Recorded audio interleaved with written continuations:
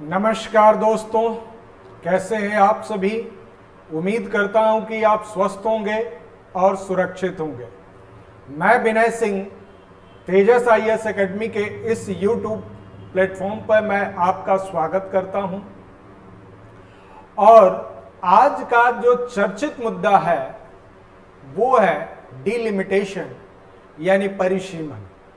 इसी परिसीमन पे आज हम चर्चा करेंगे, लेकिन इससे पहले एक इंफॉर्मेशन दूंगा जो आपके हित में है। यूपीएससी सीएससी 2022 के लिए हमारे यहाँ 1 जुलाई को एक बैच शुरू हो रहा है जो फाउंडेशन है आधार बैच 2022 के लिए। और उसमें सारी चीज़ें डिफाइंड है कि 14 फेब तक क्या होगा, कि आपका 1 फेब तक क्या होगा कि आपके कोर्स फिनिश हो जाएंगे। और उसके बाद जो होगा 3 महीने प्री का रिवीजन होगा, आफ्टर प्री 3 महीने जो होगा मेंस का रिवीजन होगा। अगर सारा डिटेल आप पाना चाहते हैं तो इस नंबर पे आप क्या कर सकते हैं कि लास्ट में एक नंबर मिलेगा आपको, उस नंबर पे आप कम्युनिकेट करके पीडीएफ प्राप्त कर सकते हैं। मैथमेटिक्स फॉर ऑल जो है ऑलरेडी बैच ये चल रहा है। जो करंट अफेयर्स के रेगुलर टॉपिक में जो हम पर डे जो जिस तरीके से जो मोस्ट इंपॉर्टेंट टॉपिक जो होता है उसके विषय में हम डिस्कशन करते हैं, और उसी के रेफरेंस में हम डिटेल न्यूज एनालिसिस और रेगुलर न्यूज एनालिसिस का हम कंबाइंड फॉर्म निकालते हैं, जिसको आरएनए और डीएनए के नाम से जाना जाता है। तो आज का जो टॉपिक है डिलिमिटेशन, यानी कि जिसको हम लोग कहते हैं परिसीमन, इसी परिसीमन पे आज हम लोग चर्चा करेंगे। और यह चर्चा जो होगा मल्टी डायमेंशनल अप्रोच के साथ होगा। इसलिए आज के जो टॉपिक हम लोग जो कवर करने वाले हैं उसमें मुख्य रूप से आप ध्यान देना कि आज मुख्य रूप से जो हम लोग टॉपिक जो पढ़ेंगे, एक तो डिलिमिटेशंस यानी परिसीमन होता क्या है, परिसीमन आयोग का इतिहास अभी तक का क्या रहा है, परिसीमन आयोग का उद्देश्य क्या, ऑब्जेक्टिव ऑफ डिलिमिटेशन, और परिसीमन आयोग बेसिकली होता क्या है। उसके बाद अगर देखेंगे कि परिसीमन आयोग की संरचना क्या होगी और इसके सहयोगी सदस्य एसोसिएट मेंबर्स कौन कौन से होंगे। जो रिसेंट में चौथा जो परिसीमन यानी 4th डिलिमिटेशन कमीशन है, उसके विषय में हमें जानना है कि रियल में यह किस फंक्शन पे बनाया गया है और किस काम के लिए बनाया गया है। परिसीमन आयोग के कार्य क्या है, यानी फंक्शन ऑफ डिलिमिटेशन जो कमीशन है। उसके बाद परिसीमन की प्रक्रिया, प्रोसेस ऑफ डिलिमिटेशन, यानी परिसीमन की प्रक्रिया क्या होती है, किस प्रक्रिया के द्वारा परिसीमन कराया जाता है या किया जाता है, वह किसके फलस्वरूप होता है, ये सारी डिटेल देखेंगे। और उसके बाद परिसीमन प्रक्रिया में संशोधन यानी अमेंडमेंट इन डिलिमिटेशन प्रोसेस, यानी कि उस प्रक्रिया में किस तरीके से संशोधन किया गया है और किस तरीके से संशोधन किया जाता है उसके। और लास्ट में जो बहुत चर्चित मुद्दा है, जो अभी रिसेंट में आपने देखा होगा कि प्रधानमंत्री के साथ जम्मू कश्मीर के लगभग सभी पार्टियों के साथ एक मीटिंग हुई, और उस मीटिंग के फलस्वरूप जो डिसाइड किया गया है उसमें यही चीजें देखने को मिल रहा है कि डिलिमिटेशंस के द्वारा, परिसीमन आयोग के द्वारा जम्मू कश्मीर और लद्दाख रीजन में परिसीमन होगा, फिर उसके बाद सीटों का आवंटन होगा, फिर उसके बाद इलेक्शन प्रक्रिया का काम शुरू होगा। इसी के रेफरेंस में आज जम्मू कश्मीर का मेजर टॉपिक है कि यह डिलिमिटेशन यानी परिसीमन जम्मू कश्मीर में। तो यह वीडियो बनाने का मेन उद्देश्य है जम्मू कश्मीर में डिलिमिटेशंस और उसके आने वाले दिनों में विश्व पटल पर इसका क्या इफेक्ट पड़ेगा, और उसी के रेफरेंस में इंडिया के इंटरनल और भारत के पड़ोसी देशों के साथ जो इसका मैसेज किया जाएगा, इन सभी पे आज डिटेल स्टडी करेंगे। इसलिए यह थोड़ा वीडियो लंबा होगा, लेकिन मैं आपसे उम्मीद करूंगा कि इस वीडियो को पूरा देखेंगे, तभी डिलिमिटेशन और इससे कंटेम्प्रेरी इशू जो जुड़ा हुआ है, खासकर जम्मू कश्मीर और चाइना और अदर कंट्री के साथ, वो सारे रिलेशंस को बहुत अच्छे तरीके से आप समझ पाएंगे। तो इसलिए हम लोग शुरू करने चलते हैं कि डिलिमिटेशंस होता क्या है। तो ध्यान देना, डिलिमिटेशन जो किया गया था वो बेसिकली 4th जब डिलिमिटेशन किया गया था, उसमें मैं आपको बता दूं कि उसमें जम्मू एंड कश्मीर की भी चर्चा किया गया था, जम्मू एंड कश्मीर की भी चर्चा हुई थी, और उसके बाद अगर हम बात करें, ये जम्मू एंड कश्मीर की भी चर्चा हुई थी। उसके बाद असम के नॉर्थ ईस्ट में असम, अरुणाचल प्रदेश, नागालैंड और मणिपुर की ये डिलिमिटेशंस यानी परिसीमन आयोग बनाया गया था। तो बेसिकली इतने जगह के परिसीमन की बात कही गई थी। तो डिलिमिटेशन जो किया गया था जम्मू कश्मीर, असम, अरुणाचल प्रदेश, नागालैंड और मणिपुर। तो जम्मू कश्मीर, असम और ये असम, अरुणाचल प्रदेश, नागालैंड और मणिपुर जो है वो बेसिकली नॉर्थ ईस्ट के स्टेट हैं। तो इसलिए हम लोग देखते हैं इन सबका चर्चा अगर हम लोग करेंगे तो इसमें देख लेते हैं कि डिलिमिटेशंस बेसिकली होता क्या है। तो ध्यान देना, डिलिमिटेशंस का जो मतलब होता है उसको हम लोग अगर संक्षेप में कहें कि लोकसभा और विधानसभा के यानी राज्य और लोक विधानसभा के, यानी ये देख रहे हो कि विधानसभा और लोकसभा के चुनावों के लिए निर्वाचन क्षेत्र का जो कॉन्स्टिट्यूएंसी एरिया जो होता है उसका क्या करना, सीमाओं का निर्धारण करना। तो लोकसभा और विधानसभा के, ध्यान देना कि लोकसभा और विधानसभा के चुनावों के लिए जो चुनाव क्षेत्र है उसकी सीमाओं का क्या करना है, निर्धारण करना है। यह निर्धारण कैसे होगा, तो परिसीमन की प्रक्रिया में सामान्यतः लोकसभा या विधानसभा की सीटों को बिना कोई परिवर्तन किए बिना उनकी सीमाओं का पुनर्निर्धारण किया जाता है। ध्यान देना, एक कंडीशंस ये है कि विधानसभा की सीटों को बिना परिवर्तन किए हुए उनके एरिया को जब परिभाषित करते हैं तो उसी को हम लोग कहते हैं डिलिमिटेशन यानी कि परिसीमन। तो परिसीमन का मतलब होता है सीमा का निर्धारण। इसीलिए आप ध्यान देना, जो आयोग बना था उसको बाउंड्री कमीशन भी कहते हैं, यानी इसका मुख्य काम होता है किसी चीज को सीमाबद्ध करना, और वह सीमाबद्ध के जो आधार होते हैं आगे हम लोग देखेंगे कि सीमाबद्ध कैसे किया जा सकता है।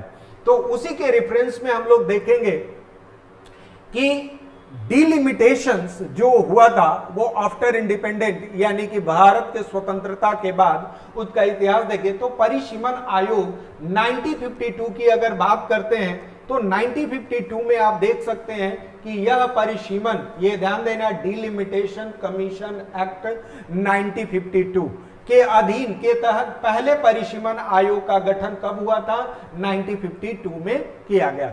क्योंकि after independent unification of states जो हुए थे उनका सीमा का निर्धारण और दूसरी चीजें होगा कि लोकसभा और राज्य मतलब विधानसभा की सीटों के आवंटन के लिए उनके सीमाओं का निर्धारण करना बहुत जरूरी था ताकि हम प्रॉपर वे में इलेक्शन कराया जा सके।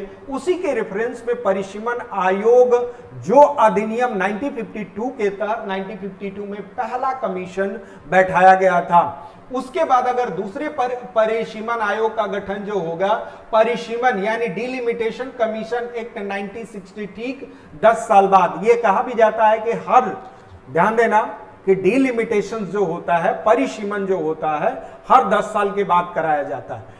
हर 10 साल बाद कराने का उद्देश्य इसलिए होता है कि हर 10 साल के बाद हमारे यहाँ क्या होता है, जनगणना होती यानी सेंसस होता है, और उसी सेंसस के आधार पर, जनसंख्या के आधार पर राज्यों के सीमाओं का निर्धारण के साथ साथ जो विधानसभा और लोकसभा के सीटों के आवंटन के एरिया का सीमा का निर्धारण जो होता है उसी को हम लोग कहते हैं परिसीमन। और ये डिलिमिटेशन कमीशन एक्ट 1962 में ये क्या हुआ था कि दूसरा हमारा डिलिमिटेशन कमीशन बना था जो एक्टिव हुआ 1963 में। उसके बाद तीसरे परिसीमन आयोग का गठन जो हुआ था वो 1972 में, यानी परिसीमन यानी डिलिमिटेशन कमीशन एक्ट 1972, और यह जो एक्ट जो काम किया 1973 से यह काम करना शुरू किया। उसके बाद चौथे जो कमीशन परिसीमन आयोग का गठन जो परिसीमन एक्ट 2002 में के तहत 2002 में यह किया गया। तो ध्यान देना, अभी तक के हिस्ट्री में अगर देखा जाए तो 4 बार ही डिलिमिटेशन कमीशन का फॉर्मेशन हुआ है और अपने तरीके से क्या किया गया है कि उस पे प्रॉपर इंप्लीमेंटेशंस भी हुए हैं, और ये प्रॉपर इंप्लीमेंटेशन के लिए ही डिलिमिटेशन कमीशन यानी परिसीमन आयोग का गठन होता है। तो ये रहा इसका, आप ध्यान देना 1952 में हुआ था, 1951 में जनगणना हुई, 1952 में डिलिमिटेशन, उसके बाद 62 में हुआ और 61 में सेंसस हुआ, 62 में डिलिमिटेशन कमीशन बन, उसके बाद 71 में सेंसस हुआ, 72 में क्या हुआ कि डिलिमिटेशन कमीशन। उसके बाद जो आप देख सकते हैं कि 40 इयर्स के बाद अगर हम लोग देखें तो 2002 के लगभग 30 इयर्स बाद, 30 इयर्स के बाद अगर हम लोग देखें तो 30 ईयर के बाद क्या हुआ, डिलिमिटेशन, चौथा डिलिमिटेशन आयोग यानी कि कमीशन का गठन किया गया। अब ये डिलिमिटेशन जो कमीशन है इसका मेन उद्देश्य क्या होता है, तो डिलिमिटेशन यानी परिसीमन का उद्देश्य जो होता है समय के साथ जनसंख्या में हुए बदलाव के बाद सभी नागरिकों के लिए समान प्रतिनिधित्व को सुनिश्चित करना होता है। तो ध्यान देना, जब भी हर 10 साल के बाद जो जनगणना होती है उसमें हमारा जो जनसंख्या का जो साइज होता है, साइज मतलब होता है वो बढ़ जाता है, यानी पॉपुलेशन बढ़ जाता है। वह पॉपुलेशन बढ़ने के सेंस में समान, ध्यान देना कि सभी नागरिकों को समान प्रतिनिधित्व यानी इक्वल रिप्रेजेंटेटिव सिस्टम के द्वारा क्या किया जाता है कि यह सुनिश्चित करने के लिए परिसीमन का गठन किया जाता है। तो इनका पहला उद्देश्य है कि जनसंख्या में हुए बदलाव के बाद भी सभी नागरिकों को क्या हो सके कि इक्वल रिप्रेजेंटेटिव सिस्टम को लागू किया जाए, उसके लिए परिसीमन का पहला उद्देश्य। दूसरा उद्देश्य क्या होता है कि जनसंख्या के आधार पर निर्वाचित क्षेत्रों का उचित विभाजन करना, जिससे प्रत्येक वर्ग के नागरिकों को प्रतिनिधित्व का समान अवसर प्रदान किया जा सके।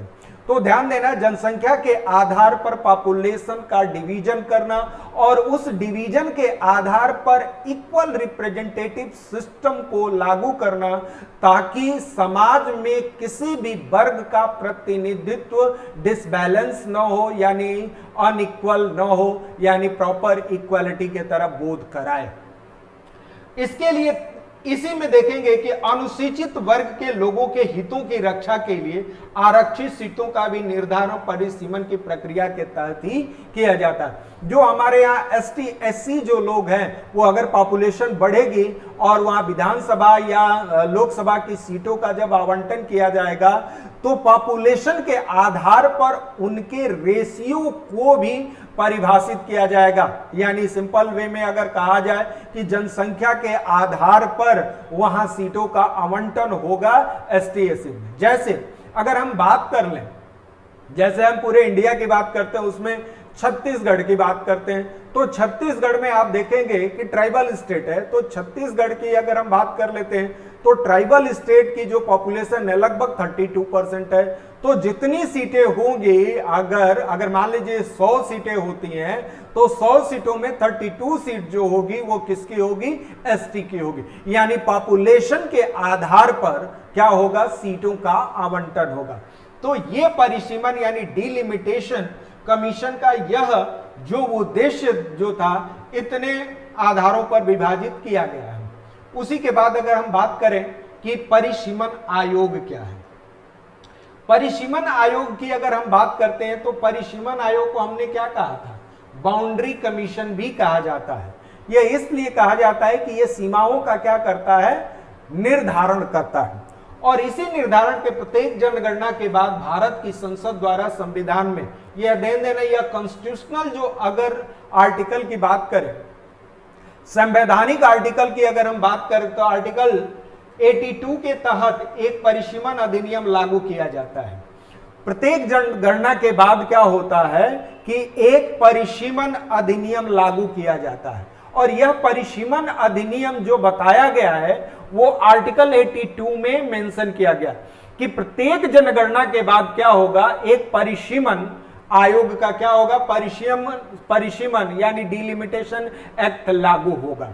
और परिसीमन अधिनियम के लागू होने के बाद क्या किया जाएगा, राष्ट्रपति के द्वारा परिसीमन आयोग की नियुक्ति की जाती है और यह संस्था यानी का निर्वाचन आयोग के साथ मिलकर काम करती है। तो ध्यान देना, अब हमारा क्या हो गया कि आर्टिकल 82 के अनुसार यह कहा गया है कि प्रत्येक जनगणना के बाद एक परिसीमन अधिनियम लागू होगा और परिसीमन अधिनियम लागू होने का मतलब यह है, डिलिमिटेशन एक्ट लागू होने का मेन मतलब यह है कि उसके लिए एक परिसीमन आयोग बनाया जाएगा।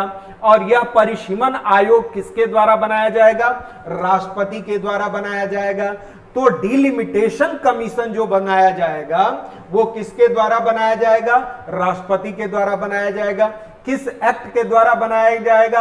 आर्टिकल 82 के अंतर्गत बनाया जाएगा। उसमें यह मेंशन किया गया है कि प्रत्येक जनगणना के बाद एक ऐसा, ध्यान देना, एक ऐसे परिसीमन अधिनियम के अंतर्गत क्या होगा कि वहां एक परिसीमन अधिनियम लागू होगा और इसी लागू होने के द्वारा राष्ट्रपति क्या करेगा? एक परिसीमन आयोग का गठन करेगा। और यह परिसीमन आयोग जो होगा इलेक्शन कमीशन यानी निर्वाचन आयोग के साथ मिलकर ये क्या करेगा?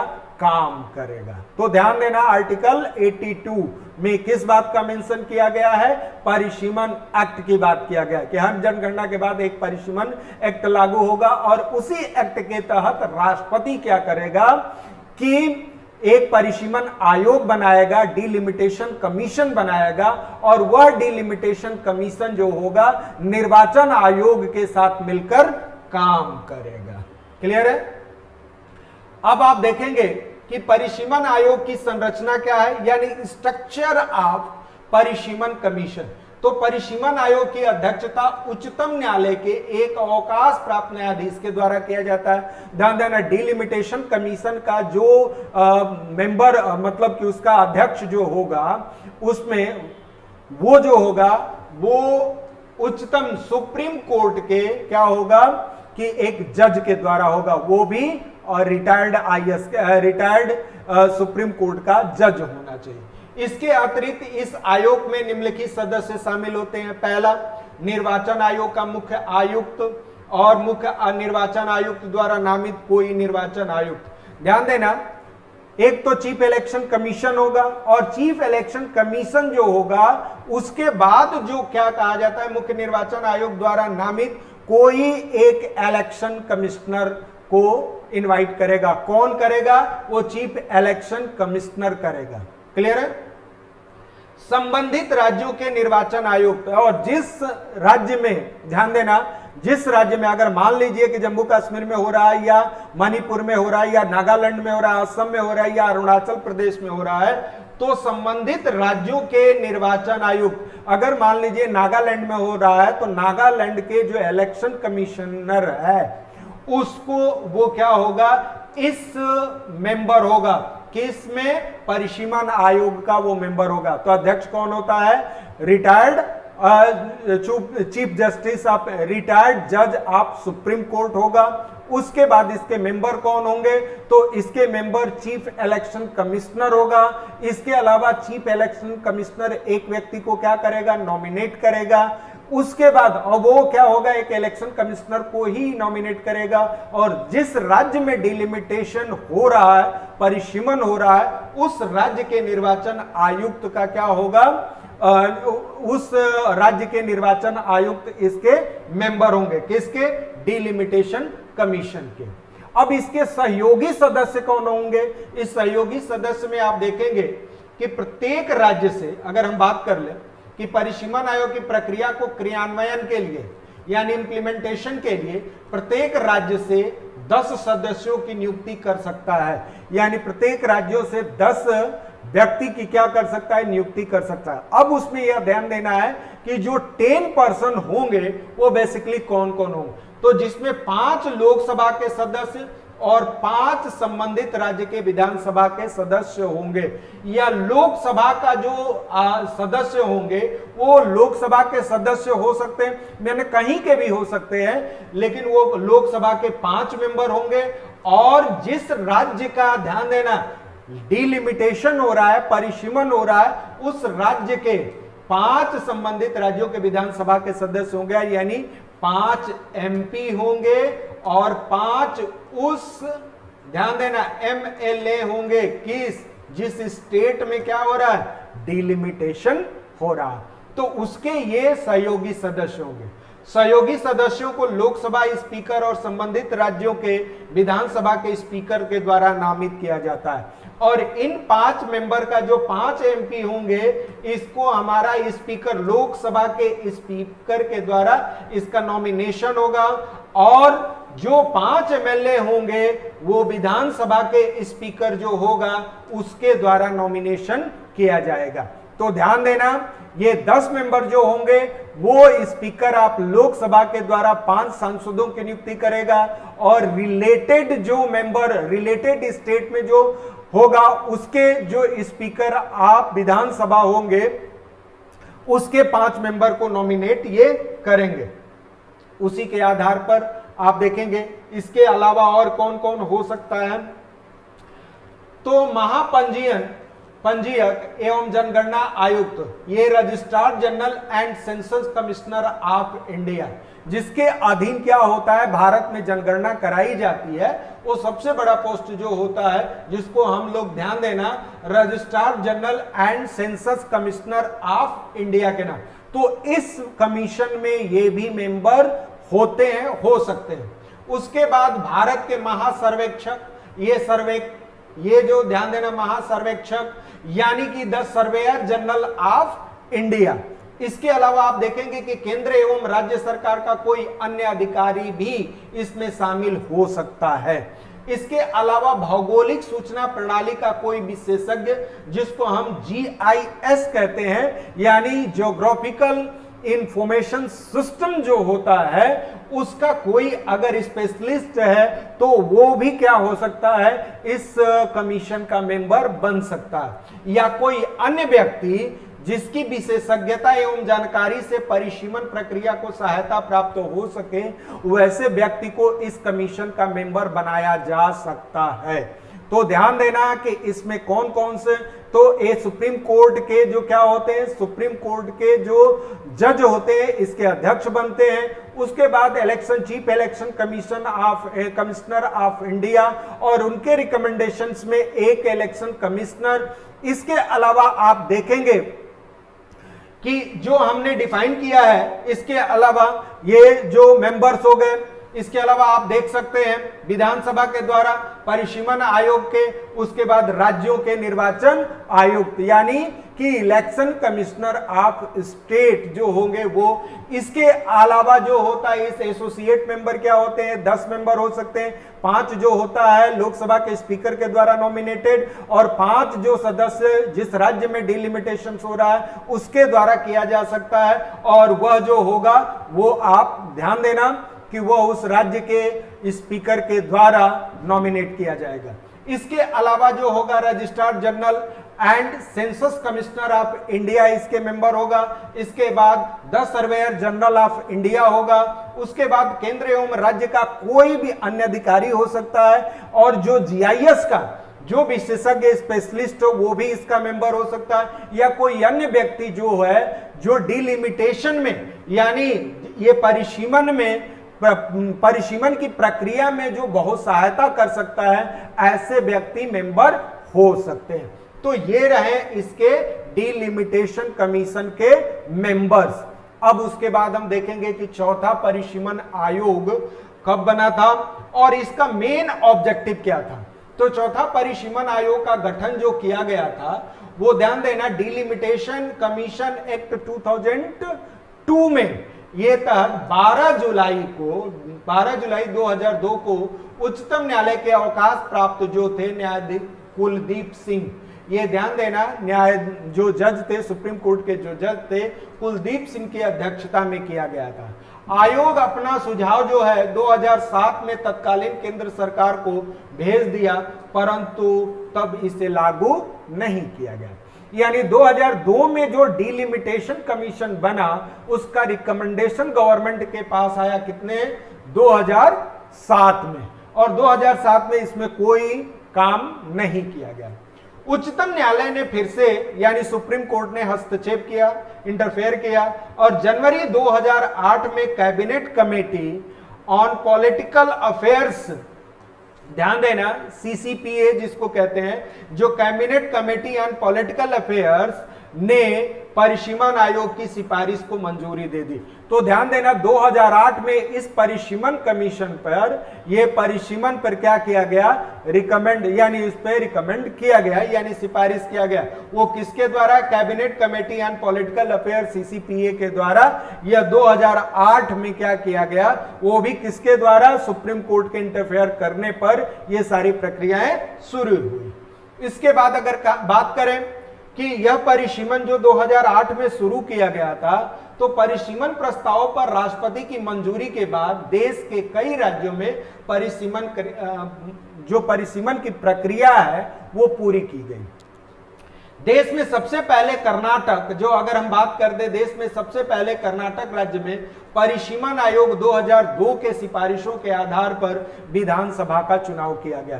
तो 2002 में जो डिलिमिटेशन कमीशन जो बनाया गया था वो रिकमेंडेशन 2007 में देता है, और 2007 में कोई इंप्लीमेंटेशन नहीं हुआ है। उसके बाद सुप्रीम कोर्ट के इंटरफेरेंस में सीसीपीए के द्वारा यह 2008 में मंजूरी प्रदान किया गया, और इस तरीके से राष्ट्रपति की मंजूरी के बाद देश के कई राज्यों में परिसीमन की प्रक्रिया पूरी की गई। और उसमें पहला ऐसा राज्य कर्नाटक जो था, जो 2002 के, ध्यान देना, जो 2002 के परिसीमन कमीशन के रिकमेंडेशंस पे चुनाव संपन्न कराया गया। वर्तमान में जम्मू कश्मीर एवं अन्य प्रस्तावित राज्यों का परिसीमन आयोग अधिनियम 2002 के अधीन ही किया जाएगा। तो यह परिसीमन कमीशन का जो रिकमेंडेशंस है या जो आयोग का गठन किया जाएगा, जैसे जम्मू कश्मीर की बात करते हैं, असम की बात करते हैं, अरुणाचल प्रदेश की बात करते हैं, मणिपुर की बात करते हैं, या नागालैंड की बात करते हैं, तो वो जो परिसीमन होगा वो बेसिकली क्या होगा, ये 2002 के परिसीमन के आधार पर किया जाएगा। अब उसमें जो कहा गया है कि केंद्र शासित जो प्रदेश, जिसमें आप देख सकते हैं जम्मू कश्मीर की बात करेंगे, लद्दाख के साथ पूर्वोत्तर के 4 राज्यों को, असम की बात करते हैं, अरुणाचल प्रदेश के, मणिपुर के और नागालैंड के निर्वाचन क्षेत्रों में परिसीमन के लिए परिसीमन आयोग का क्या किया जाएगा, गठन किया जाएगा।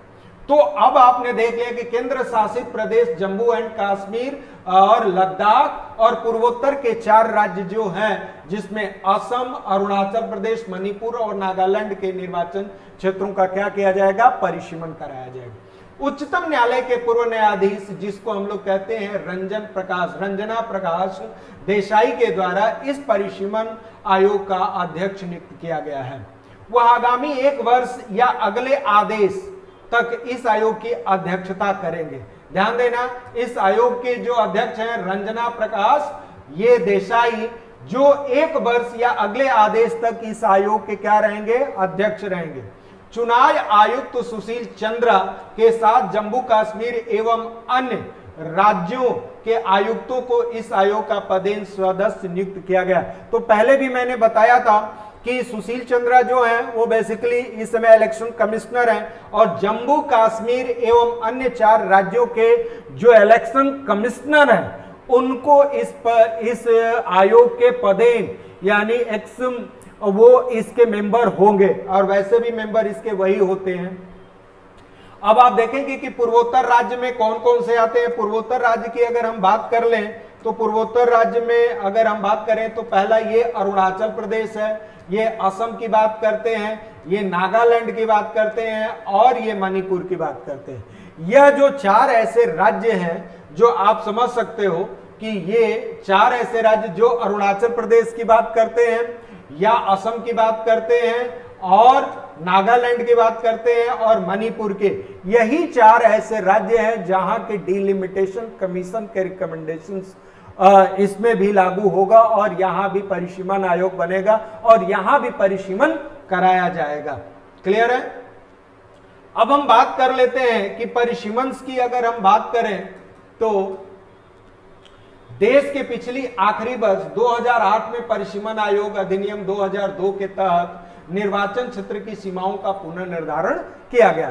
तो निर्वाचन आयोग का मुख्यतः काम यही होता है, परंतु असम, अरुणाचल, मध्य प्रदेश, मणिपुर और नागालैंड में अशांति और सामाजिक सौहार्द के बिगड़ने के भय से 2008 में यह परिसीमन नहीं किया गया था कि वहां क्या हो सकता है, अशांति हो सकती है और जो सोशल जो कहा जाता है कि म्यूचुअल अंडरस्टैंडिंग है वो कहीं ना कहीं इससे बाधित होगा, इसलिए 2008 में यहां परिसीमन नहीं कराया गया।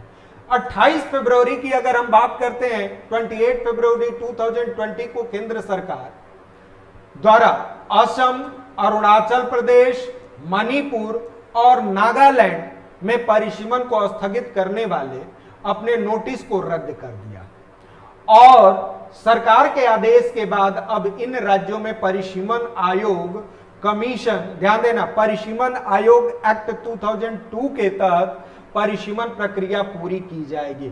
तो ध्यान देना, ये परिसीमन आयोग जो होगा वो कब पूरी की जाएगी, और तो इसी परिसीमन यानी डिलिमिटेशन कमीशन एक्ट 2002 के अधीन ये 4 राज्यों को, जो असम की बात करते हैं, अरुणाचल की बात करते हैं और मणिपुर की बात करते हैं, नागालैंड की बात करते हैं, और इसके साथ जो हम लोग बात करेंगे कि जम्मू एंड कश्मीर की भी बात करते हैं, इसमें भी परिसीमन आयोग क्या होगा, ये डिलिमिटेशन कमीशन एक्ट 2002 के अधीन पे ये काम करेगा। अब होता है कि परिसीमन आयोग के कार्य क्या होते हैं। तो परिसीमन आयोग के मुख्य कार्य आप देखेंगे तो पहला, संसदीय निर्वाचन क्षेत्रों का परिसीमन। तो संसदीय निर्वाचन क्षेत्र का मतलब होता है मेंबर ऑफ पार्लियामेंट की अगर हम बात करते हैं तो डिलिमिटेशन कमीशन लोकसभा के सदस्यों के चुनाव के लिए चुनाव क्षेत्रों की सीमा का निर्धारण करने के लिए कार्य करता है, यानी कि उनका क्षेत्र क्या होगा और क्षेत्र में किस तरीके से सीटों का आवंटन होगा उसके आधार पर यह किया जाता है। परिसीमन प्रक्रिया में इस बात का ध्यान रखा जाता है कि राज्य में लोकसभा की सीटों की संख्या और राज्य की जनसंख्या के अनुपात में पूरे देश के सभी राज्यों के लिए समान हो। कहने का मतलब होता है कि जो अगर रेशियो प्रोपोर्शनल की अगर हम बात करते हैं, सीट और पॉपुलेशन का जो रेशियो होता वो ऑल इंडिया में एक जैसा हो, इससे इक्वालिटी का बोध कराता है। तो परिसीमन आयोग का निर्धारण का यानी परिसीमन का मुख्य कार्य जो होता है कि लोकसभा के सदस्यों के चुनाव के लिए सीमा का निर्धारण करना, और यह सीमा का निर्धारण जो होगा पॉपुलेशन और यानी वहां की जनसंख्या और एरिया में एक समानुपात होगा और पूरे ये ऑल इंडिया के समानुपात के बराबर होगा। यह इस पे ध्यान रखा जाता है। परिसीमन आयोग के दूसरे कार्य की अगर हम बात करते हैं तो अनुसूचित जाति, जिसको हम लोग कहते हैं एससी और एसटी के लिए सीटों का आरक्षण। परिसीमन के आयोग के द्वारा अधिनियम 2002 के जो सेक्शन 9 का फर्स्ट दिया गया है उसमें यह कहा गया है कि अनुसूचित जाति और जनजातियों के समुदायों लोगों की संख्या का आधार आरक्षित सीटों का निर्धारण किया जाएगा, यानी वहां जितना समुदाय में वहां की पॉपुलेशन होगी उसी के आधार पर जो सीट होगा, और सीट ध्यान देना उस राज्य की पॉपुलेशन या उस प्लेस की पॉपुलेशन में यानी डिस्ट्रिक्ट में या प्लेस की उस प्लेस की पॉपुलेशन में जितना रेशियो एसटी एससी का होगा उसी रेशियो के अकॉर्डिंग सीटों का आवंटन किया जाएगा। और वो किसका होगा, एक अनुसूचित जातियों का और अनुसूचित जनजातियों के सीटों का आवंटन किया जाएगा। इसी के साथ देखेंगे कि विधानसभा के निर्वाचन का परिसीमन। तो विधानसभा के ये विधानसभा की अगर हम बात करते हैं तो विधानसभा के चुनावों के लिए निर्वाचन क्षेत्रों की सीमा का निर्धारण किसके द्वारा किया जाता है, परिसीमन आयोग के द्वारा। तो विधानसभा की सीटों के भी सीमा का निर्धारण डिलिमिटेशन कमीशन के द्वारा किया जाता है। विधानसभा के निर्वाचन क्षेत्र के दौरान इस बात का भी ध्यान रखा जाता है कि राज्य के सभी चुनाव क्षेत्रों के और विधानसभा की सीटों का ध्यान देना जनसंख्या के अनुपात क्या हो, समान हो। जिस तरीके से मेंबर ऑफ पार्लियामेंट के जनसंख्या और सीटों के रेशियो इक्वल हो, उसी तरीके से राज्य में विधानसभा के सीटों और वहां की पॉपुलेशन का अनुपात क्या होना चाहिए, समान हो। और यह भी सुनिश्चित किया जाता है कि एक विधानसभा के निर्वाचन सामान्यता एक से अधिक जिलों में विस्तारित न हो, और उसका ऐसा डिफाइन किया जाता है कि वो एक डिस्ट्रिक्ट में ही हो, एक डिस्ट्रिक्ट से दूसरे डिस्ट्रिक्ट में न रहे, ताकि उसमें बहुत सारी विषमताएं आती हैं। इसलिए उसको क्या किया जाता है, सुनिश्चित किया जाता है कि एक विधानसभा निर्वाचन क्षेत्र का एक से अधिक जिलों में विस्तारित न हो। अब होता है कि परिसीमन की प्रक्रिया क्या होती है, डिलिमिटेशंस की प्रोसेस क्या होती है। तो डिलिमिटेशन की प्रक्रिया में निर्वाचन क्षेत्रों की संख्या में कोई परिवर्तन नहीं होता, बल्कि जनसंख्या के आधार पर निर्वाचन क्षेत्र की भौगोलिक सीमाओं का क्या किया जाता है, परिवर्तन किया जाता है। ध्यान देना, सीटों का आवंटन जो होता है जनसंख्या के आधार पर जो किया जाता है, निर्वाचन होता है, वो भौगोलिक क्षेत्रों के आधार पर यानी भौगोलिक सीमाओं के आधार पर परिवर्तन किया जाता है।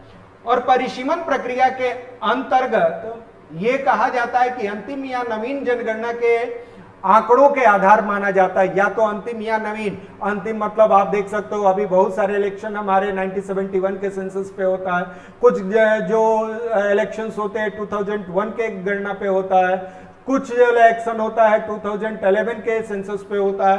तो ये कहा जाता है कि अंतिम या नवीन जनगणना के आधार पर ही किया जा सकता है। परिसीमन के सिद्धांतों और आंतरिक निर्णयों के आधार पर निर्वाचन क्षेत्रों में प्रस्तावित परिवर्तनों के लिए एक आधार पत्र तैयार किया जाता है। ध्यान देना, ये जो डिलिमिटेशन प्रिंसिपल जो होता है वो इंटरनल, ध्यान देना, आंतरिक निर्णयों के आधार पर निर्वाचन क्षेत्रों में प्रस्तावित जो परिवर्तन के लिए एक आधार यानी एक बेस डॉक्यूमेंट्स तैयार किया जाता है, और उसी के आधार पर यह डिलिमिटेशन प्रक्रिया शुरू होता है। उसके बाद की अगर हम बात कर लें कि इस डिलिमिटेशंस की बात करें, तो परिसीमन आयोग के अनुमोदन यानी रिकमेंडेशन के बाद प्रस्तावित परिवर्तनों को विचार विमर्श के लिए आधार पत्र के सहयोगी एसोसिएट मेंबर के समक्ष प्रस्तुत किया जाता है। अभी मैंने बताया कि एसोसिएट मेंबर कौन होते हैं, जो ये डिलिमिटेशन अगर हो जाता है तो ये अपने सहयोगी सदस्यों के पास क्या होता है, उस बेस डॉक्यूमेंट्स जो होता है उसको क्या किया जाता है, पेश किया जाता है। सहयोगी सदस्य आधार पत्र में जो प्रस्तावित परिवर्तनों के संदर्भ में सिर्फ अपने विचार व्यक्त कर सकते हैं। ध्यान देना, जो एसोसिएट मेंबर है वो अपना विचार व्यक्त कर सकते हैं। किसी भी परिवर्तन के संदर्भ पर अंतिम निर्णय लेने का अधिकार सिर्फ आयोग को, यानी डिलिमिटेशन, यानी जितने भी सहयोगी मेंबर होते हैं उनको एक सुझाव के लिए जैसे ही पत्र दिया जाता है तो उस पर एक सुझाव दे सकते हैं। मानना, न मानना, अमेंडमेंट करना, अमेंडमेंट नहीं करना, ये जो सारा दारोमदार जो होता है वो बेसिकली डिलिमिटेशन कमीशन पे होता है। आधार पत्र पर विचार विमर्श के पश्चात एक प्रारूप प्रस्ताव यानी प्रपोजल जो ड्राफ्टिंग की जाती है, उसके सहयोगी सदस्यों की असहमति यदि कोई हो, सदस्य की इच्छा के अनुसार सहित भारत के राजपत्र और संबंधित राज्य के राज्यपत्र के साथ 2 विशिष्ट समाचार पत्रों में प्रकाशित किया जाता है। ध्यान देना, पहले जो मेंबर्स होते हैं डिलिमिटेशंस के मेंबर होते हैं, उसके बाद से एसोसिएट मेंबर्स होते हैं, इन दोनों के बीच डिस्कशन होता है। डिस्कशन होने के बाद एक प्रारूप, एक ड्राफ्टिंग की जाती है, और उसी ड्राफ्टिंग को क्या होता है कि ध्यान देना कि भारत के राजपत्र यानी गैजेट में क्या किया जाता है, उसको पब्लिश किया जाता है, और जिस स्टेट में डिलिमिटेशन हो रहा है वहां के 2 विशिष्ट समाचार पत्रों में भी क्या किया जाता है, उसको पब्लिश कराया जाता है। तो आप समझ सकते हो कि 2 विशिष्ट समाचार पत्रों में भी पब्लिश कराया जाता है। इसके बाद आप देखेंगे कि इसके साथ ही जो ड्राफ्टिंग प्रपोजल जो था, यानी जो हमने ड्राफ्ट प्रपोजल बनाया था के संदर्भ में जनता से अपनी आपत्तियों और सुझावों को भेजने का आग्रह किया जाए। जैसे ही ये पेपर में पब्लिश हो जाता है उससे आम जनता से यह आग्रह किया जाता है कि इस पे अगर किसी तरह का सुझाव आपको देना है तो आप दे सकते हैं। प्रारूप प्रस्तावों के संबंध में जनता की आपत्तियों सुझावों पर चर्चा के लिए निर्धारण तिथि का एक जन सुनवाई का आयोजन किया जाता है। तो ध्यान देना कितना फेयर और अच्छे तरीके से कराया जाए। जैसे नोटिफिकेशन पेपर में आ जाता है, आम जनता के लिए एक डेट डिसाइड किया जाता है, और वह डेट डिसाइड जैसे ही हो जाता है तो आम जनता वर्सेस ये कमीशन के मेंबर्स जो होते हैं उस पर क्या करते हैं, डिस्कशन करते हैं, और डिस्कशन करने के पश्चात क्या किया जाता है, जनता के मौखिक और लिखित सुझावों के आधार पर प्रस्तावों में अपेक्षित परिवर्तनों के पश्चात परिसीमन के संबंध में अंतिम आदेश क्या किया जाता है, जारी किया जाता है। तो आपको मैं बता दूं कि इसकी पूरी प्रक्रिया कैसे होती है। तो प्रक्रिया के लिए पहले तो होते हैं जो मेंबर होते हैं वो अपना ड्राफ्टिंग करते हैं, वो बेस पेपर यानी आधार पत्र तैयार करते हैं। वह आधार पत्र अपने सहयोगी सदस्यों से डिस्कशन करते हैं। सहयोगी सदस्य क्या कर सकते हैं, उसमें कुछ इंक्लूड या एक्सक्लूड कर सकते हैं। वो केवल एक राय दे सकते हैं। जो डिसीजंस लेना होगा डिलिमिटेशन कमीशन को लेना होगा।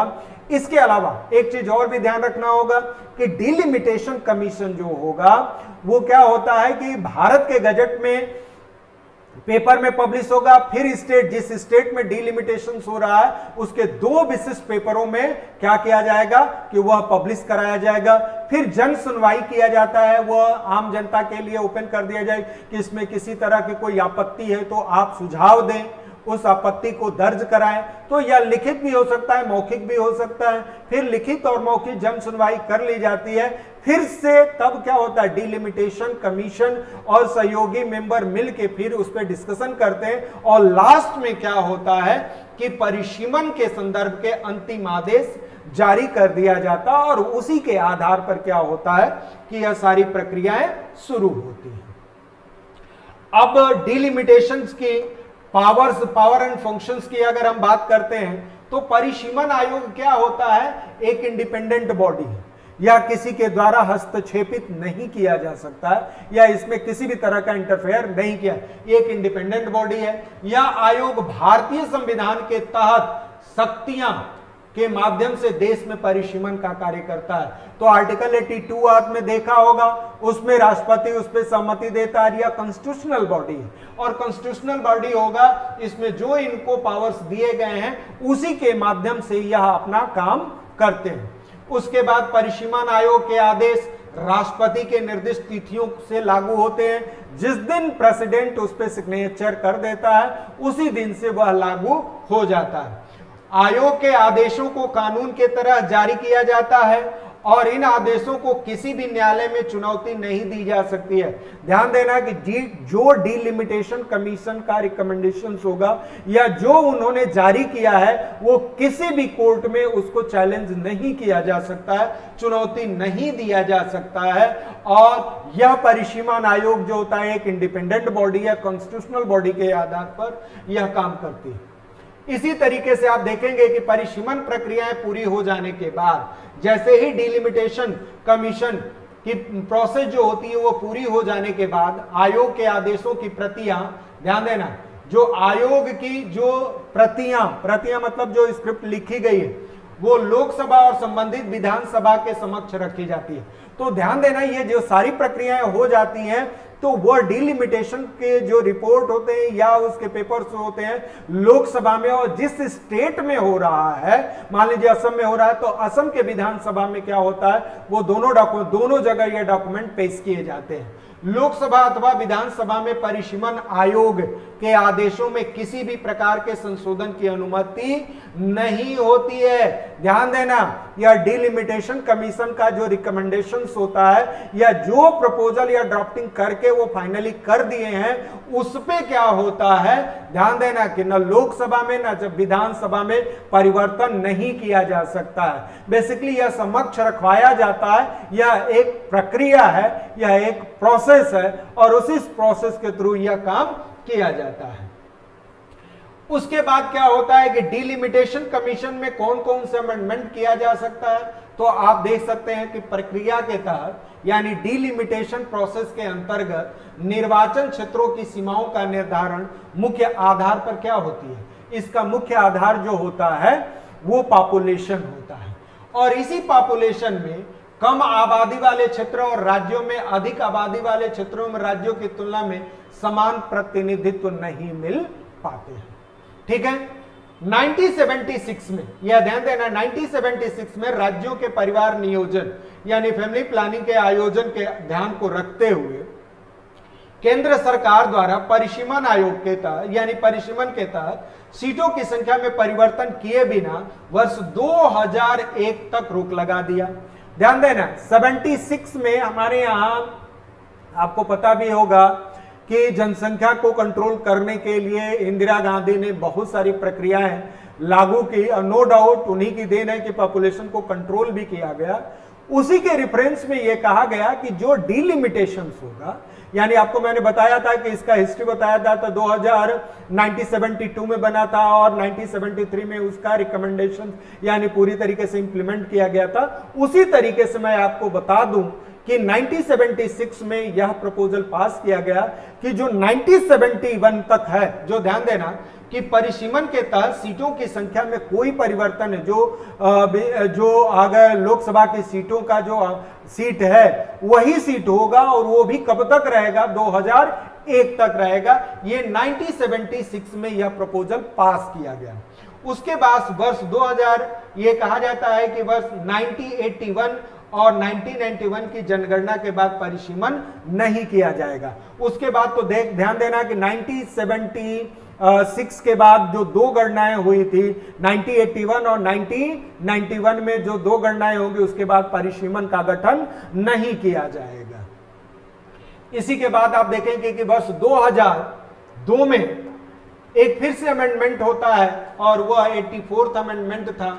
इसके साथ इस पे प्रतिबंध लगा दिया गया कि 2026 तक यह सीट को बढ़ाया नहीं जाएगा। यानी यह परिसीमन जो होगा वो 2026, यानी जो सीटों का आवंटन अभी है वो सीट वैसे ही रहेगा। कब तक? 2026 तक। तो ये 2002 में ये 84 अमेंडमेंट के द्वारा क्या किया गया था कि यह आगे बढ़ा दिया गया। कब तक आगे बढ़ाया गया है? 2026 में। परिसीमन की प्रक्रिया को प्रतिबंधित करने के पीछे सरकार का तर्क यह था कि 2026 तक सभी राज्यों की जनसंख्या वृद्धि औसत समान हो जाएगा। लगभग क्या आप देखेंगे कि जिस तरीके से आफ्टर इंडिपेंडेंट की बात अगर हम बात करें तो लगभग आप देख सकते हो कि लगभग हम लोगों ने 51, 61, 71, 81, 90, 50 साल तो ये हो गए। फिर उसके बाद अगर देखा जाए तो इधर यानी 70 सालों में जो पॉपुलेशन का ग्रोथ रेट का जो रेशियो है, यानी एवरेज ऑफ ग्रोथ रेट जो है वो लगभग इक्वल हो जाएगा। इसके आधार पर क्या होगा कि 2026 में यह क्या किया जाएगा कि परिसीमन का गठन किया जाएगा और उसके आधार पर सीटों का आवंटन हो जाएगा। और मैं आपको बता दूं कि जिस तरीके से आप देखेंगे कि हमारे नए जो संसद भवन का इनॉग्रेशन हुआ है उससे यह साबित हो रहा है कि आने वाले दिनों में परिसीमन आयोग का गठन होगा और लोकसभा की सीटों का आवंटन यानी लोकसभा की सीटों को बढ़ाया जाएगा। उसी के आधार पर मैं 2026 तक ये 84 अमेंडमेंट के द्वारा यह सीटों के जो बढ़ाने की प्रक्रिया, परिसीमन के लगाने की जो प्रक्रिया थी उसको बैन कर दिया गया था। उसके बाद अगर देखें कि 84 अमेंडमेंट की अगर हम बात करते हैं के अनुसार वर्ष 2026 की जनगणना के आंकड़े जारी होने तक लोकसभा के परिसीमन 1971 की जनगणना के आधार पर होगा। तो लोकसभा के सीटों का जो आवंटन जो किया गया है वो 1971 के सेंसस के आधार पर किया गया है, यानी उसी सेंसस के आधार पर चुनाव प्रक्रिया संपन्न कराई जाएगी, वो भी 84 अमेंडमेंट के द्वारा और 2026 में। और यह ध्यान देना 1971 के जनगणना के आधार पर ही किया जाएगा। साथ ही राज्यों के विधानसभा के क्षेत्रों में परिसीमन 2001 के जनगणना। और ध्यान देना राज्यों का जो इलेक्शन होगा वो किस सेंसस पे होगा? 2001 के सेंसस पर होगा। ये राज्य विधानसभा के चुनाव जो होगा 2001 के आधार पर होगा, जबकि लोकसभा की सीटों का चुनाव जो होगा वो 1971 सेंसस के आधार पर किया जाएगा। इसी के बाद हम लोग चलते हैं जम्मू और कश्मीर। तो ये परिसीमन रहा, परिसीमन संबंधित जितनी भी प्रक्रियाएं रही वो कंप्लीट हो गई। अब हम जो नया इरा में जो प्रवेश कर रहे हैं, जो कहा जाता है कि आर्टिकल 370 के हटने के बाद आप देखेंगे कि 5 अगस्त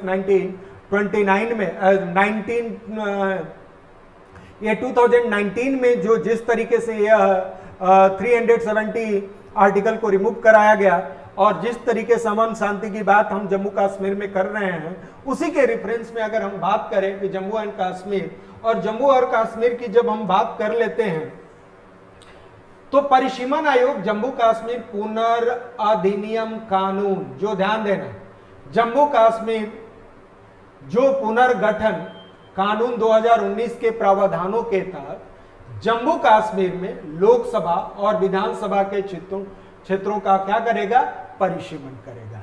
ये किस आधार, परिसीमन आयोग किसके आधार पर करेगा, जम्मू कश्मीर पुनर्गठन अधिनियम जो है या कानून जो है वो क्या है 2019 के तहत यह काम करेगा कि जम्मू कश्मीर में लोकसभा और विधानसभा के सीटों का ये क्या करेगा, परिसीमन करेगा। उसके बाद अगस्त 2019 में केंद्र सरकार द्वारा जम्मू कश्मीर से आर्टिकल 370 का जो विशेष प्रावधान था उसको क्या कर दिया, खत्म कर दिया, और 31 अक्टूबर 2019 को जम्मू कश्मीर और लद्दाख दो अलग अलग क्या हो गया, यूनियन टेरिटरी बना दिया। और यह यूनियन टेरिटरी बना दिया तो इसका मतलब यह हो गया कि भारत के संविधान में जो यूनियन टेरिटरी के द्वारा एलजी के माध्यम से सेंट्रल गवर्नमेंट उस पर रेगुलाइज करता है, यानी वहां सारा नियम और कानून बनाने का अधिकार सेंट्रल गवर्नमेंट का होता है। तो यह आर्टिकल 370 को हटा के इस तरीके से लाया गया। अब आपको मैं बता दूं कि 5 अगस्त 2019 से पहले जो था जम्मू कश्मीर का ये फिगर था, और इसी जम्मू कश्मीर के फिगर में आप देखेंगे कि ये जो पार्ट आप देख रहे हैं, ये जो पार्ट आप देख रहे हैं, ये वाला पार्ट, ये है जो चीन के द्वारा इंडिया का पार्ट लिया गया है, और इसको हम लोग कहते हैं अक्साई चीन। इसको हम लोग अक्साई चीन भी कहते हैं, या COI अगर हम लोग बात करें, ये अगर हम लोग चीन ऑक्युपाइड इंडिया की बात करते हैं, और यहां CO2 की बात करते हैं, और यह जो होगा CI, इसमें भी आप देखोगे कि चाइना ऑक्युपाई इंडिया की बात करते हैं, तो ये चाइना के कस्टडी में है। ये जो पार्ट आप देख रहे हो, ये इसमें आप देख रहे हो, ये हो गया, ये जो पार्ट आप देख रहे हो ये चाइना के हैं। ये पाक अधिकृत, आप देख सकते हैं कि ये जो पार्ट आप देख रहे हैं, ये पार्ट जो देख रहे हैं, ये पाक अधिकृत कश्मीर है, यानी वो इंडिया का पार्ट है, लेकिन वो है किसके पास, वो है आपका पाकिस्तान के पास। और ये रहा जम्मू एंड कश्मीर। तो ये जो हो गया, ये 5 अगस्त 2019 से पहले यह भारत का मैप का जम्मू कश्मीर का मैप है, और इस जम्मू कश्मीर में इस तरीके का मैप था। अब इसी के बाद आप देखेंगे कि जम्मू कश्मीर जो हो गया, जो कहा जाता है कि 31 अक्टूबर 2019 को जम्मू एंड कश्मीर और दूसरा एक लद्दाख को यूनियन टेरिटरी घोषित किया गया। तो ध्यान देना कि यह है यूनियन टेरिटरी। ये आप देख रहे हैं यूटी जो है, ये लद्दाख यूटी है, और ये आप देख रहे हो ये वाला पोर्शन, ये वाला जो पोर्शन आप देख रहे हो, ये जम्मू और कश्मीर, ये भी क्या हो गया, ये यूनियन टेरिटरी है। तो ये दो टेरिटरीज को बनाया गया। कब बनाया गया था, 31 अक्टूबर 2019 को यह यूनियन टेरिटरी बना दिया गया। अब जम्मू कश्मीर की बात करते हैं, तो जम्मू कश्मीर में आप देखेंगे कि जम्मू कश्मीर पुनर्गठन जो नियम है, कानून है 2019 की धारा सेक्शन 60 के तहत परिसीमन के पश्चात जम्मू कश्मीर केंद्र शासित प्रदेश में विधानसभा की संख्या क्या हो जाएगी, 107 हो जाएगी। 107 से बढ़कर क्या हो जाएगी, 114 की जाएगी। विभाजन से पूर्व जम्मू कश्मीर राज्य की विधानसभा में 111 सीटें होती थी, यानी जम्मू कश्मीर की पूरी सीटों में का जो अगर देखा जाए तो 111 सीटें होती थी, जिसमें 24 सीट जो है पाक अधिकृत कश्मीर यानी POK में पड़ती है। तो 24 सीट जो अगर हम बात करते हैं वो आज भी पाक अधिकृत कश्मीर में है, तो ध्यान देना। और शेष 87 जो अगर हम बात करते हैं कि कश्मीर घाटी में, और ध्यान देना कश्मीर की अगर बात करते हैं तो 46 है, जबकि जम्मू में क्या है 34 है, और लद्दाख में 4 सीटों का यहां पड़ती है। तो आप देख सकते हैं पीओके का पार्ट, पीओके वाले में कितना सीट है 24 हो गया, और टोटल सीट कितनी थी विभाजन से पूर्व 111 की बात करते हैं, तो 111 में से 24 अगर घटा दिया जाए तो टोटल जो सीट बचता है 87, और इस 87 की अगर हम बात करते हैं कि 87 में जम्मू एंड कश्मीर की अगर बात कर, ये केवल कश्मीर की बात करते हैं तो कश्मीर में 46 है, और जम्मू में कितनी है, जम्मू में 34 है, और लद्दाख की अगर बात करें तो 4 सीटें हैं। तो इस तरीके से आप देख सकते हो कि यह सीटों का आवंटन किया गया है, और इसी सीटों के आवंटन के फलस्वरूप ये जम्मू कश्मीर की सीटों का आवंटन है। अब आप ध्यान देना कि यह हम किस तरीके से काम करेगा। परिसीमन के बाद क्या होगा, जम्मू और कश्मीर केंद्र शासित प्रदेश में जो 107 की बात करता है वो बढ़ के कितना हो जाएगा 114 हो जाएगा। अब इसी के बाद आप देखोगे, ये आप देखोगे आफ्टर डिवीजन, आप यह आफ्टर यूनियन टेरिटरी की बात करते हैं तो ध्यान देना यह जो पार्ट आप देख रहे हो ये हो गया जम्मू एंड ये हो गया केवल कश्मीर, ये हो गया कश्मीर, और ये हो गया ये आपका जम्मू, और ये पूरा जो हो गया ये हो गया आपका लद्दाख। ध्यान देना ये हो गया आपका लद्दाख। क्लियर है? तो इस आधार पर आप देखोगे कि 3 पार्ट हो गए। तो इस परिसीमन में क्या किया गया है कि परिसीमन कराया जाएगा, और परिसीमन कराने के बाद क्या होगा, अब सीटों के जो बंटवारा होगा, अब ये ध्यान देना आज भी हमारा पीओके जो है पाक अधिकृत कश्मीर है, जो आदि विवाद का बहुत बड़ा मुद्दा है और नेशनल और इंटरनेशनल मुद्दा दोनों है। इस पे दुनिया की सभी देशों के, खासकर जो भारत के शुभचिंतक हैं और भारत के जो शुभचिंतक नहीं हैं, वो दोनों लोगों की निगाहें हैं। भारत की जो पॉसिबिलिटी है, जो मेरे द्वारा जो तमाम पेपर एनालिसिस से जो मैं निष्कर्ष निकाला हूं, उसके आधार पर यह कहा जा सकता है कि आने वाले दिनों में जिस तरीके से पहले तो यहां डिलिमिटेशन होगा, परिसीमन कराया जाएगा, परिसीमन कराने के बाद सीटों का आवंटन होगा। सीटों के आवंटन करने में, अब ध्यान देना, सीटों के आवंटन करने में अब जो होगा ये जम्मू और कश्मीर की अगर हम बात करते हैं तो जम्मू और कश्मीर, खासकर जम्मू और कश्मीर को फिर से डिवाइड कर दिया जाएगा और इनको स्वतंत्र राज्य के दर्जा दे दिया जाएगा। अब इससे क्या होगा, इससे काउंटर बैलेंस होगा। और काउंटर बैलेंस किस तरीके से होगा, यहां आप देखेंगे कि ये जो कश्मीर है, ये कश्मीर और जम्मू कश्मीर अगर देखा जाए तो हिंदू बहुल क्षेत्र है, और हिंदू बहुल क्षेत्र जो होगा, और पूरे ध्यान देना यहां इलेक्शन भी होगा तो इंटरनेशनल मॉनिटरिंग के अनुसार कराया जाएगा, ताकि पूरी दुनिया देखे कि जो आज विवाद और पाकिस्तान जिस तरीके से यह मुद्दा विवाद का बनाया है, भारत कितने अच्छे तरीके से सौहार्दता पूर्वक और शांति पूर्वक वहां इलेक्शन कराया, और इलेक्शन कराने के पश्चात ध्यान देना, इलेक्शन कराने के पश्चात आम जनता, इलेक्शन में आम जनता पार्टिसिपेट होगी, और आम जनता पार्टिसिपेट होगी तो बेसिकली इससे एक दुनिया में मैसेज जाएगा अमन और शांति का। अब क्या होगा कि यह क्या होगा, यह और लद्दाख इसको सेपरेट कर लिया जाएगा, जम्मू और कश्मीर, और पूरे वर्ल्ड पटल पे देखा जाएगा कि एक छोटा सा मुद्दा जो इसको बना के पेश किया जाएगा। दूसरी चीजें ये भी है कि आने वाले दिनों में ये पूरी स्ट्रेटजी बनाई जो जा रही है वो मुख्यतः पीओके जो है वो अब पीओके नहीं रहेगा, अब वो रहेगा आईओके। तो अब पीओके जो हो गया वो आईओके होगा, और आईओके जो पहले जैसे था इंडिया ऑक्युपाई कश्मीर होगा, और ये पूरी तरीके से गिलगित बाल्टिस्तान ये जो है ये सारा पार्ट जो होगा इंडिया का होगा। तो चलिए हम लोग देखते हैं कि इस डिलिमिटेशन से आने वाले दिनों में भारत और भारत के पड़ोसी देशों के साथ भारत का रिलेशंस कैसा होगा, और इंटरनेशनल मुद्दा यह किस तरीके से खत्म होने जा रहा है। और जितना इसमें ध्यान देना पाकिस्तान और चाइना ये कभी होने नहीं देंगे, क्योंकि अभी यह मुद्दा बना हुआ है पाकिस्तान और चाइना। जिस दिन यह ऑक्युपाई कश्मीर यानी पाक ऑक्युपाई कश्मीर अगर इंडिया के तहत आ जाता है या इसमें इलेक्शन कराया जा सकता है, इलेक्शन करा के यहां गवर्नमेंट बनाया जाएगा, तो भी क्या होगा, इनडायरेक्ट डायरेक्ट वे में चाइना और पाकिस्तान की हार है। अब चलिए देखते हैं जम्मू एंड कश्मीर की अगर बात करते हैं।